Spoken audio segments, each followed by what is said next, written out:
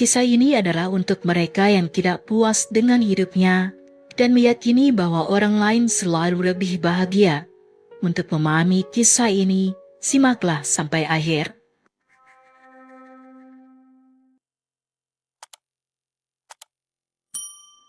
Di sebuah desa, terlihat seekor gagak tengah terbang dengan tenang hingga ia hinggap di sebuah dahan sebuah pohon. Dari kejauhan, ia melihat seekor angsa tengah berenang di sebuah danau.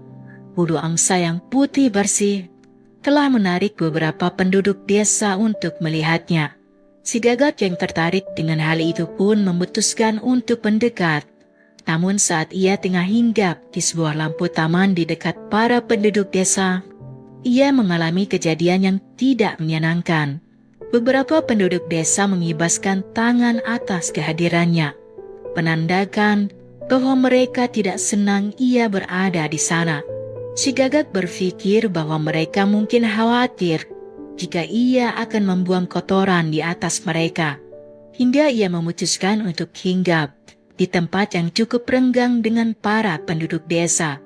Namun sama saja, mereka tetap mengibaskan tangan dan mengusir dirinya.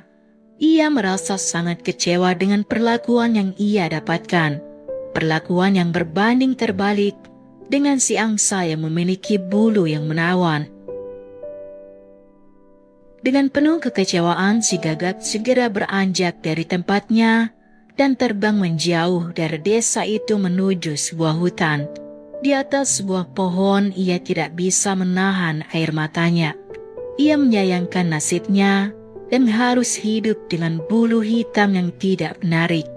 Jika saja ia memiliki bulu secantik si angsa, sudah pasti hidupnya akan bahagia, pikir si gagak.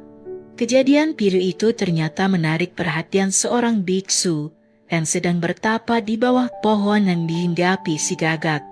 Biksu itu bertanya kepada si gagak, "Apa yang membuatmu begitu sedih, wahai temanku?"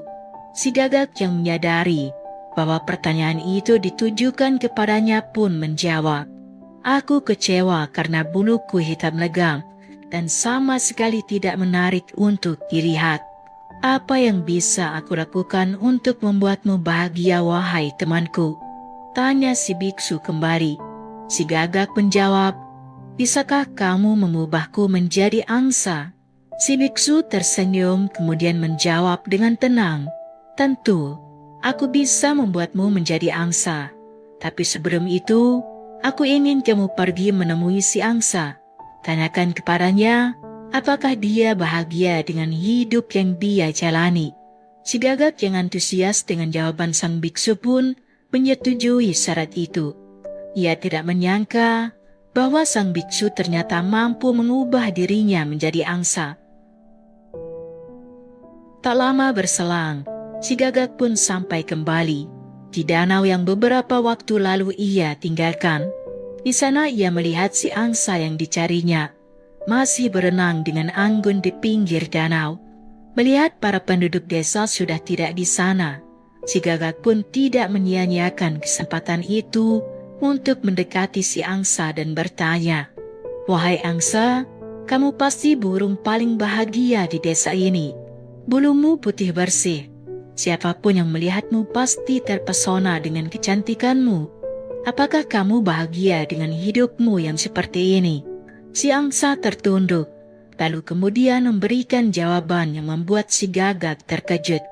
"Iya, memang benar buluku ini indah dan banyak yang terpesona karenanya. Tapi aku tidak bahagia, wahai gagak. Aku adalah angsa. Aku dipelihara oleh manusia dan angsa seringkali menjadi santapan manusia.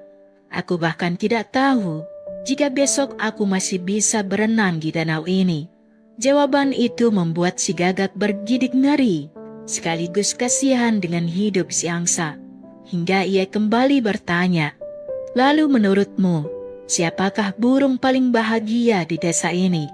"Aku rasa burung beo adalah burung paling bahagia di desa ini.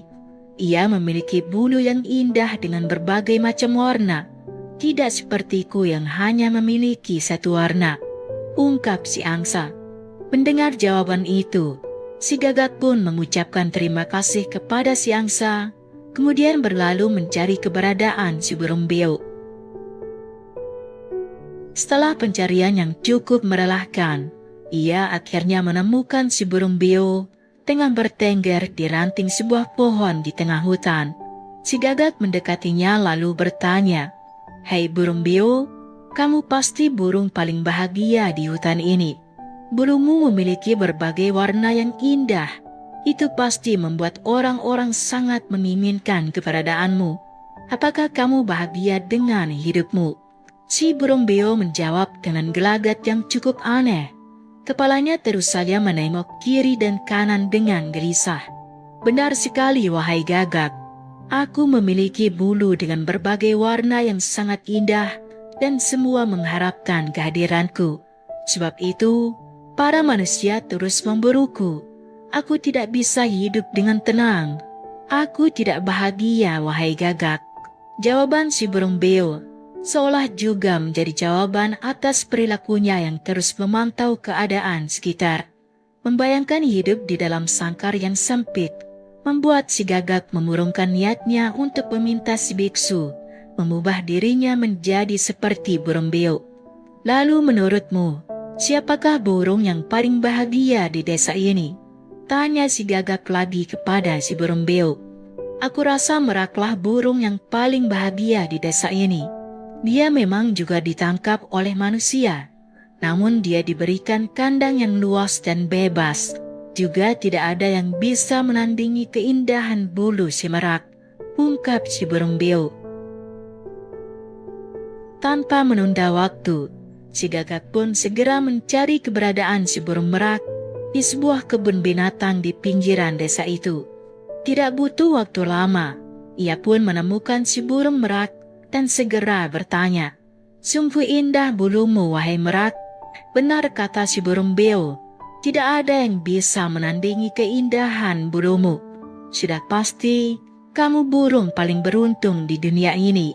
Apakah kamu bahagia dengan hidupmu, wahai merak?" Si burung merak menjawab dengan lirih, "Aku tidak bahagia, wahai gagak. Buluku yang indah ini membuat manusia begitu tertarik, sehingga mereka sering mencabutnya dengan paksa. Dan saat itu terjadi, aku merasa sangat kesakitan. Mereka menunggu buluku tumbuh kembali dan mencabutnya lagi. Kejadian menyakitkan ini terjadi kepadaku berulang-ulang." Si gagak yang mendengar keadaan itu benar-benar prihatin terhadap kehidupan yang harus dijalani si merak. Si merak yang melihat gagak terdiam melanjutkan perkataannya yang kemudian membuat si gagak terkejut. "Kalau aku boleh jujur, aku ingin menjadi sepertimu, wahai gagak. Keberadaanmu tidak membuat manusia tertarik, sehingga kamu bebas pergi kemanapun tanpa rasa takut. Sungguh kehidupan yang sangat indah." Si gagak yang terkejut mendengar pengakuan si merak segera berpamitan. Ia berkata ingin segera menemui seorang teman.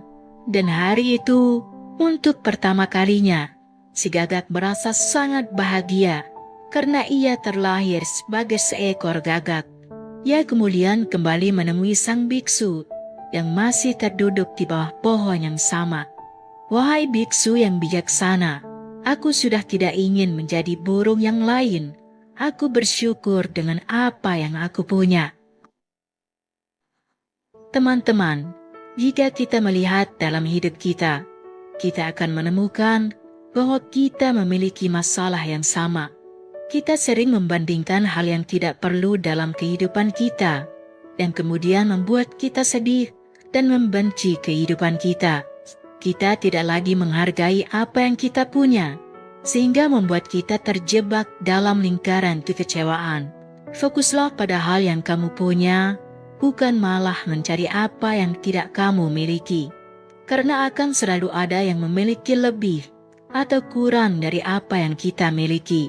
Jika kita terus membanding-bandingkan, maka kita tidak akan pernah bahagia. Syukurilah apa yang telah kita punya dan jadilah orang yang paling bahagia. Terima kasih dan sampai jumpa.